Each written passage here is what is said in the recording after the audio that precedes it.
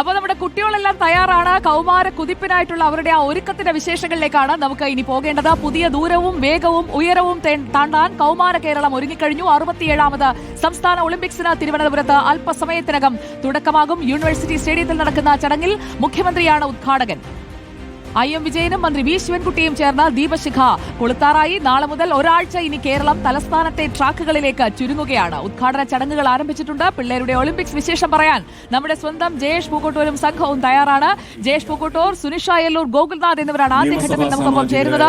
Good evening guys. Jayesh Pookkottur, കുട്ടികളെല്ലാം തയ്യാറല്ലേ? നല്ല ഉഷാറായിട്ടുണ്ടോ? ഇപ്പോൾ ദീപശിഖ തെളിയിക്കുന്നതിനായിട്ടുള്ള ആ ഒരു സമയത്തിലേക്ക് എത്തിയോ?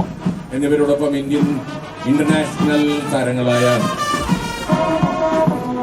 Good evening Sujaya. വലിയ ആവേശത്തോടെ തന്നെ കൗമാര പ്രതിഭകളെ വരവേറ്റുകൊണ്ടിരിക്കുകയാണ് കേരളം. തിരുവനന്തപുരം യൂണിവേഴ്സിറ്റി സ്റ്റേഡിയത്തിൽ ചടങ്ങുകൾ ആരംഭിച്ചു കഴിഞ്ഞു. ഇപ്പോൾ മാർക്ക് പാസ്റ്റാണ് നടന്നുകൊണ്ടിരിക്കുന്നത്. ആതിഥേയ ജില്ലയായ തിരുവനന്തപുരം ജില്ല അവസാനമാണ് മാർക്ക് പാസ്റ്റിൽ പങ്കെടുക്കുന്നത്. കഴിഞ്ഞ വർഷത്തെ, അതായത് ഒളിമ്പിക്സ് മാതൃകയിൽ നടന്ന സംസ്ഥാന സ്കൂൾ കായികമേളയുടെ ആദ്യ പതിപ്പിന് ആതിഥേയത്വം വഹിച്ച എറണാകുളമാണ് മാർക്ക് പാസ്റ്റിൽ ആദ്യം എത്തിയത്. പിന്നീട് വർണ്ണാഭമായ പരിപാടികൾ ഉൾപ്പെടെ ഇനി പ്രേക്ഷകരെ കാത്തിരിക്കുന്നുണ്ട്. വലിയ ആവേശത്തോടു കൂടി തന്നെ എല്ലാവരും കാത്തിരിക്കുകയാണ്. നമുക്കൊപ്പം സുനിഷയും ഒപ്പം തന്നെ ഗോകുലും ചേരുന്നു. അതിൽ തന്നെ സുനിഷയ്ക്ക് കുറച്ച് അത്ലറ്റിക്സിനെ കുറിച്ച് കൂടുതൽ പറയാനുണ്ട്. സുനിഷ ജില്ലാ മത്സരങ്ങളിൽ പങ്കെടുത്തിട്ടുള്ള താരം കൂടിയായിരുന്നു. ഏതിലായിരുന്നു പങ്കെടുത്തിരുന്നത്?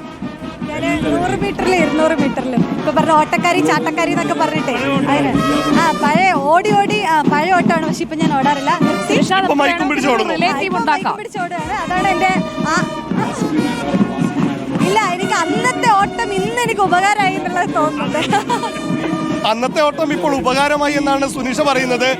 ഗോകുലും എവിടേക്കോ മത്സരിച്ചു എന്ന് ഞാൻ കേട്ടിട്ടുണ്ട്. മത്സരിച്ചിട്ടുണ്ട്, ജാവലിനൊക്കെ മത്സരിച്ചിട്ടുണ്ട്. അത് മാത്രമല്ല ലോങ് ജമ്പും ഹൈ ജമ്പും ഒക്കെ ഒരു കാലത്ത് മത്സരിച്ചിരുന്നു. അങ്ങനെ സബ് ജില്ലാ തലങ്ങളിലൊക്കെ പോയിട്ടുണ്ട്. അതിനപ്പുറം വലിയ നീരജ് ചോപ്രയാണ് അപ്പൊ നമുക്ക് നഷ്ടമായത്. അങ്ങനെ പറയാൻ പറ്റില്ല. എന്നാലും മത്സരിക്കുമ്പോൾ ഇപ്പോഴും മത്സരം കാണുമ്പോൾ വലിയൊരു ആവേശമുണ്ട്. ആ ആവേശം ജേഷൻ പറയുന്നത് പോലെ തന്നെ എല്ലാ കാലത്തും ഉണ്ട്. ഇപ്പോൾ പലപ്പോഴും ഈ കുട്ടികളൊക്കെ ലോങ് ജമ്പിലൊക്കെ മത്സരിക്കുമ്പോൾ ഓരോ തവണ ചാടുമ്പോഴും ഒക്കെ എൻ്റെ കാലം അവത്തവശ പൊങ്ങി പോകാറുണ്ട്. കാരണം അത്രത്തോളം സന്തോഷം, പിന്നെ ആ കൗതുകമൊക്കെ ഇപ്പോഴും ഉണ്ടെന്നുള്ളതാണ്. അപ്പോൾ ഇത്തവണ ലോങ് ജമ്പിലും ജാവലിനിലൊക്കെ വെറൈറ്റി സ്റ്റോറികൾ നമ്മൾ പ്രതീക്ഷിക്കുന്നുണ്ട്. തീർച്ചയായിട്ടും ഏറ്റവും എടുത്തു പറയേണ്ടത് ഒരു ഇൻക്ലൂസീവ് സ്പോർട്സ് ആണ് നടക്കുന്നത്.